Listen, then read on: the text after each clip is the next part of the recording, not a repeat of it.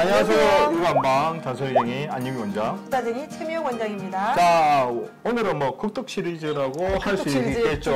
두 번째, 돌 이전에 먹는 극독약이라고 해야 될지 중요하게 생각해야 될 게 무엇인지. 육아는 한방. 저희가 앞에도 막 여러 번 말했지만 섣부른 이유식은 극독약이다.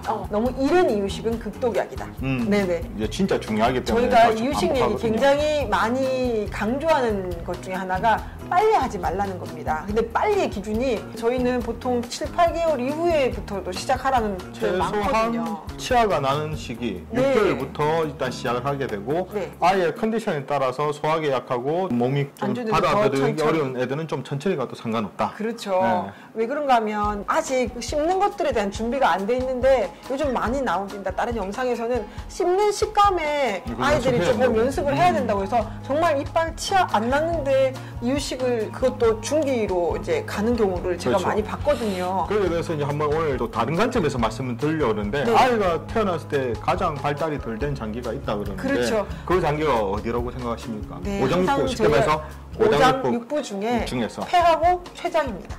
폐하고 췌장이 발달이 덜 된 상태로 태어났는데 이 폐하고 췌장이 성숙되는 시기를 기다리질 않고 음식부터 빨리 넣어주는 겁니다.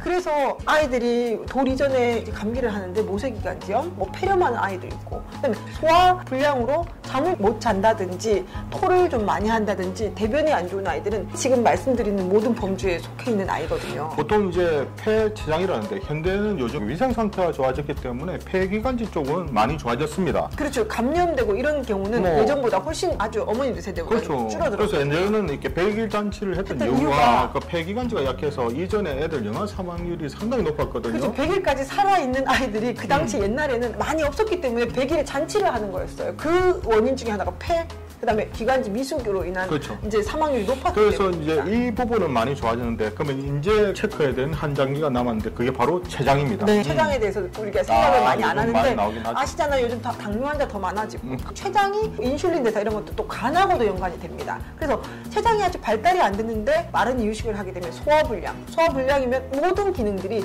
소화 기능들이 저하가 되기 때문에요. 아이가 발육이나 그다음에 성장 이런 부분에서 좋지 않을 수 있는데 이제 췌장이 완숙되지 않은 상태에서 이유식을 먹게 되면 소화가 안 되면서 이제 그때 기체증이 생기면 우리 아이가 씹는 것들에 대해서 힘들어집니다. 나중에 한 5살, 6살 돼서 한의원에 와서 우리 아이가 어릴 때부터 잘 못 씹었어요. 물고 있어요.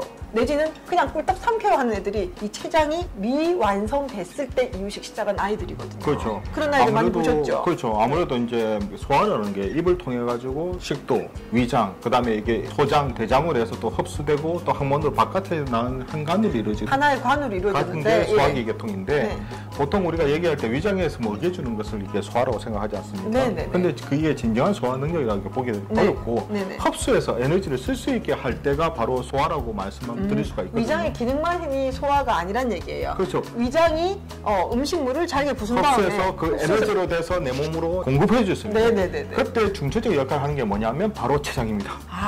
그렇습니다. 음식물이 들어갔을 때 이거를 잘게 부순 다음에 에너지원으로 만들어주는 그 기능이 중추적 역할을 하는 것이 췌장입니다. 그리고 췌장의 내분비액이 나와서 그 역할을 해주게 되는 거거든요. 네. 그래서 만약에 돌 전에 이유식을 시작해서 보통 아이가 음식을 먹고 이게 에너지를 만들 수 있다.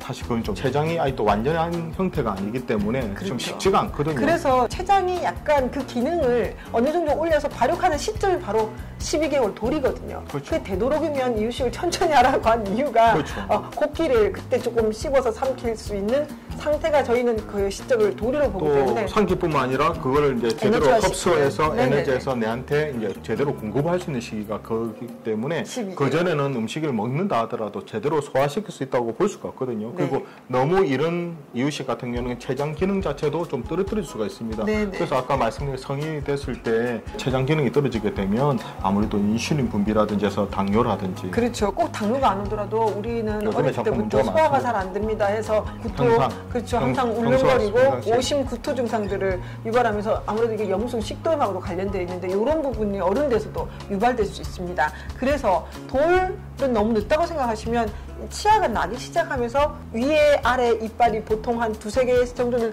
나야 뭔가 걷기를 시작할 수 있는 시기라 생각하셔서 이른 이유식, 섣부른 이유식은 극독약이라는 거. 이거는 사실 이게 한의학적 관점으로 말씀을 드리는 거거든요. 어느 정도 이유식을 통해서 씹는 습관도 넘어가야 되겠고, 그걸 통해서 아이가 소화 흡수가 잘 되고 크게 문제가 없으면 네. 그렇게 진행이 돼도 되지만 네. 모든 아이가 다 똑같다고 볼 수가 없거든요. 그런데 그렇죠. 아이가 소화 기능이 좀 떨어지게 되고 그렇죠. 대변 소변에 문제가 있다 그러면 조금 천천히 하는 것도 절대 나쁘지 않습니다. 천천히 한다고 안 잘하는 게 아니에요. 절대 아닙니다. 네. 그래서 이제 저희가 오늘은 이제 한의학적 관점에서 췌장과 저희가 이유식을 연관시켜서 말씀을 네. 드렸거든요. 그래서 이런 부분도 있으니까 어머니께서 좀 참고하셔서 우리 아이 발육이 어느 정도인지를 보시고 거기에 맞춰서 저희 영상을 참고하시면 좋겠습니다. 이처럼 이렇게 궁금한 육아 정보는 언제든지 댓글 달아주시면 준비해 보도록 하겠습니다. 우리 아이들을 위한 잔소리쟁이 안님 원장, 수다쟁이 최미혁 원장이었습니다. 좋아요와 구독하기도 잊지 마시고요. 다음 영상에도 만나 뵙겠습니다. 육아는 한방.